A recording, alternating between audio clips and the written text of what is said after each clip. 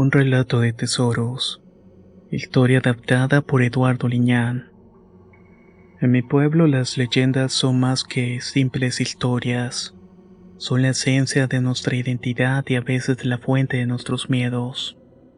Crecí escuchando relatos de la Llorona que vaga por el río, el chupacabras que acecha al ganado y el nahual que habita en los bosques profundos. Aunque la razón me dice que son solamente cuentos, el miedo persiste y es transmitido de generación en generación. Mi vida gira en torno a la agricultura y actividades que me conectan con la tierra y el agua, pero también me exponen a los peligros que acechan en la oscuridad. Para sobrevivir he aprendido a leer las señales de la naturaleza, a respetar los límites del monte y a no aventurarme en el río cuando la luna está llena. Los mitos han transformado nuestro pueblo de maneras sutiles pero profundas. Han moldeado nuestras costumbres, nuestras creencias y nuestra forma de ver el mundo. Han creado un sentido de comunidad y pertenencia, pero también ha generado divisiones y prejuicios. Una de esas leyendas contaba un viejo rumor en el pueblo de San Isidro. Decían que los terrenos de la finca La Tierra Negra estaban malditos. Se decía que ahí hace siglos los conquistadores habían enterrado un tesoro robado a los indígenas. Pero con él también habían sellado su propia condena. Los nativos antes de ser aniquilados realizaron un ritual oscuro sobre la tierra, maldiciéndola para que nadie la profanara. Años después, cuando la finca fue heredada por los hermanos Suárez, estos decidieron explotarla sin prestar atención a las advertencias. Poco después de comenzar las excavaciones para ampliar el terreno, la desgracia se abatió sobre ellos. Primero el ganado murió inexplicablemente. Los encontraron con los ojos vacíos y la piel reseca como cuero viejo. Luego uno de los peones desapareció en la madrugada, y cuando lo encontraron su cuerpo estaba enterrado hasta la cintura en la tierra. Su rostro se encontraba congelado con una expresión de terror absoluto. Los rumores crecieron y el miedo se instaló entre los jornaleros. Sin embargo, los hermanos cegados por la ambición contrataron un equipo de excavación para encontrar el supuesto tesoro. Cavaron día y noche hasta que dieron con algo. Encontraron vasijas de oro, armas antiguas y restos humanos que parecían retorcidos por un dolor indescriptible. Esa noche una tormenta siniestra se desató sobre la finca.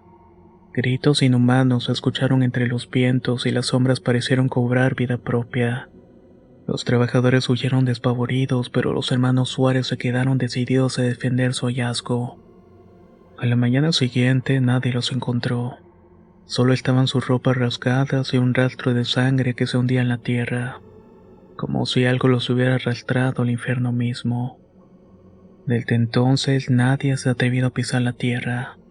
Se dice que en las noches de luna nueva se puede escuchar susurros saliendo del suelo, y que los osados que se acercan a la ruina sienten que la tierra tiembla bajo sus pies, quizás hambrienta esperando su próxima víctima. A pesar de saber estas historias, la misión nos llevó hasta este lugar. No éramos más que un grupo de hombres en búsqueda de algo que quizás nunca debíamos haber deseado. Pero cuando uno tiene hambre y cuando la vida te pone contra la pared, las advertencias se vuelven historias sin importancia. Y esta historia sobre la hacienda de los Suárez, bueno, parecía solo eso, una simple historia. No supe de la existencia del oro por casualidad. Fue una noche en la cantina cuando la suerte ya me había dado la espalda y el futuro parecía tan vacío como el vaso en mis manos. La vela parpadeaba en la mesa de un rincón y frente a mí un arriero de rostro curtido y manos callosas bebía despacio, como si en cada trago trajera consigo un recuerdo. Te digo, muchacho, que ese Gabriel no encontró fortuna trabajando, dijo de pronto con la voz rasposa. Tomó el camino de la Noria, allá en las ruinas de los Suárez, y dicen que regresó con los bolsillos llenos. Le pedí que hablara claro y me miró por un instante como sopesando si debía seguir. Pero al final el alcohol y las ganas de contar una historia fueron más fuertes. Dicen que fue solo en la madrugada, buscando quién sabe qué, pero encontró algo que otros no habían visto y que no se atrevieron a tocar. Unas monedas de oro dispersas en la tierra. No eran muchas, pero suficientes para cambiarle la vida. El arriero tomó otro trago y sonrió de medio lado. Y mira ahora, se compró una casa en el pueblo vecino, una de material con buen techo y puerta de fierro. ¿De dónde crees que sacó todo eso? Si antes no tenía ni para un mendigo pan. El rumor me caló hondo, no porque creyera en cuentos de fortuna fácil, sino porque conocía a Gabriel. Era un pobre diablo sin más habilidades que las necesarias para sobrevivir el día a día. Tampoco era un hombre de suerte y sin embargo él daba la prueba. Al día siguiente fui a ese pueblo y caminé por sus calles polvorientas hasta dar con la casa de Gabriel. Era cierto, era imposible que alguien como él tuviera algo así de la noche a la mañana. No le pregunté nada, ¿para qué? Su respuesta no cambiaría lo que ya sabía en mi interior. El oro estaba ahí esperando a quien tuviera el coraje suficiente para buscarlo. Pero no iría solo, no era tan tonto. Aquellas tierras tenían fama de estar malditas, así que hablé con los pocos hombres en los que confiaba. Gente dura, con necesidad y hambre en los ojos. Cuando les conté lo que sabía, al principio dudaron, pero la miseria era un gran motivador. Y así fue como tomamos la decisión. Nos adentramos en la tierra negra en búsqueda del oro de los españoles. Los primeros días en aquellas tierras fueron duros. Cerros, caminos traicioneros y un silencio que solo rompían el viento y el crujir de nuestras propias pisadas. Montamos campamento en una hondonona cerca de donde se decía que estuvo la antigua hacienda. Durante el día nos guiamos por las marcas en las rocas, extrañas formaciones que parecían indicar una dirección. Fuimos cavando esperando hallar algo y dormíamos ahí, pero por las noches algo cambiaba. El primero a notar lo raro fue Alfaro, el más joven de nosotros. Al principio solo decía que tenía pesadillas, luego comenzó a despertarse sobresaltado con el rostro desencajado y el cuerpo cubierto de tierra. Algo me jala, nos decía con la voz temblorosa y no le creíamos, o quizás no queríamos creerle. Pero una madrugada despertamos y Alfaro no estaba en su saco de dormir. Lo encontramos a casi 50 metros del campamento tumbado en la hierba húmeda, con arañazos en los brazos y los pies cubiertos de lodo. No caminé hasta aquí, lo juro. Algo me trajo, balbuceó con los ojos llorosos. Fue entonces cuando algunos comenzaron a asustarse de verdad. Dos de los nuestros decidieron largarse al amanecer. Dijeron que el dinero no valía tanto como para perder la vida o la razón en esas tierras malditas. Pero los que nos quedamos sentíamos que el tesoro estaba cerca. Había señales. Esas rocas extrañas parecían formar un camino. Y aunque el camino nos calaba los huesos, no nos detuvimos. Cavamos en la zona donde el terreno parecía removido hacía tiempo. Buscamos entre raíces retorcidas y piedras viejas, pero la presencia seguía ahí. No la veíamos, pero la sentíamos. Las noches se volvían más largas y las voces más nítidas. Y Alfaro, él ya no dormía. Se quedaba sentado abrazando las piernas, temblando como un niño perdido. Nos está mirando. Está esperando que lo encontremos, dijo una noche. No supimos a qué se refería realmente, pero algo en su voz nos heló la sangre. Y entonces ocurrió lo peor. Cuando abrí los ojos esa mañana sentí el aire distinto, más pesado, más frío. No tardé en notar que faltaba alguien. Nos miramos entre nosotros con una sensación de vacío en el estómago, antes de empezar a buscarlo. Fue Ignacio quien lo encontró. Dios santo. Nos acercamos corriendo y ahí estaba Alfaro, semienterrado en la tierra negra como si la misma maldición lo hubiera tragado hasta la cintura. Sus brazos estaban rígidos, las manos crispadas como garras tratando de aferrarse a algo que ya no estaba, y su rostro era una careta de muerte. Sus ojos estaban abiertos de par en par, cristalizados por el terror, la boca deformada en un grito silencioso. Parecía que había visto algo, algo que lo mató antes de siquiera tocarlo. Nadie vio nada, Nadie escuchó nada.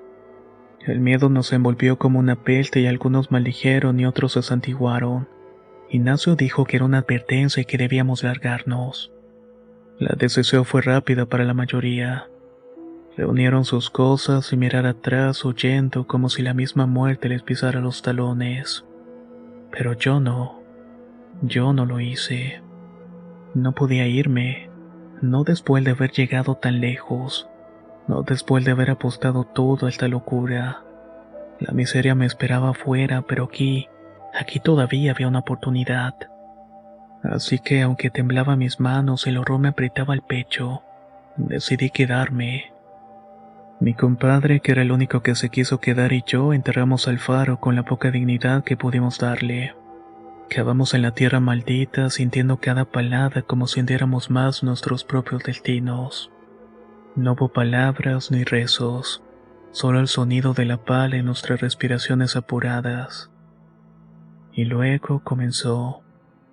Esa misma tarde, cuando la noche comenzaba y las penumbras invadían todo, escuchamos voces lejanas que parecían venir desde debajo de la tierra. Estaban llamándonos, maldiciéndonos. A veces eran gritos, lamentos desgarradores que se apagaban de golpe, como si los estuvieran ahogando en el suelo. ¿Escuchaste eso?, me dijo mi compadre con la mirada clavada en la oscuridad. Asentí sin responderle. Claro que lo había escuchado. Las sombras parecían moverse solas. Veía figuras de reojo, pero cuando giraba la cabeza todo estaba en su sitio. Hasta que de pronto ya no lo estuvo. Entonces los vimos. No eran hombres, era algo más. Algo que una vez tal vez lo fue. Siluetas retorcidas, de rostros vacíos y miradas muertas. Estas se alzaban entre las rocas y la tierra con sus cuerpos delgados como si el hambre los hubiera devorado por dentro. No se movían y solo estaban ahí mirándonos. Guardias del oro, dueños de la tierra negra. Sentí que el frío de la muerte me estaba abrazando. Y en ese momento supe que no nos dejaría salir con vida. Corrimos como si el mismo infierno nos estuviera persiguiendo. La tierra negra ya no era solamente un terreno maldito, estaba viva. Se retorcía y respiraba con un aliento frío que nos quemaba la piel. Sentíamos los fantasmas tras nosotros acechando, hablando en un idioma que no debíamos entender. Pero la peor parte fue cuando mi compadre cayó. Corríamos cuesta abajo cuando la tierra bajo sus pies cedió, como si algo hubiera abierto una boca hambrienta en el suelo. Se hundió hasta las rodillas en la tierra removida y cuando intentó salir el suelo lo tragó un poco más. «Ayúdame», gritó con un terror pintado en los ojos.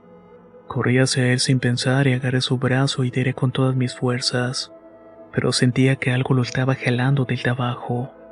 No era solamente la tierra hundiéndose, era como si unas manos invisibles lo estuvieran aferrando desde el abismo. Me miró suplicante mientras la tierra lo envolvía hasta la cintura. «No me sueltes, amigo, no me dejes morir aquí». Yo tiraba, pero era inútil. Sus dedos se clavaban en mi muñeca con desesperación. Sus uñas rasgaron mi piel y sus ojos estaban llenos de lágrimas y terror. Y entonces vi su rostro cambiando. No sé qué vio detrás de mí, pero su mirada se llenó de un pavor puro.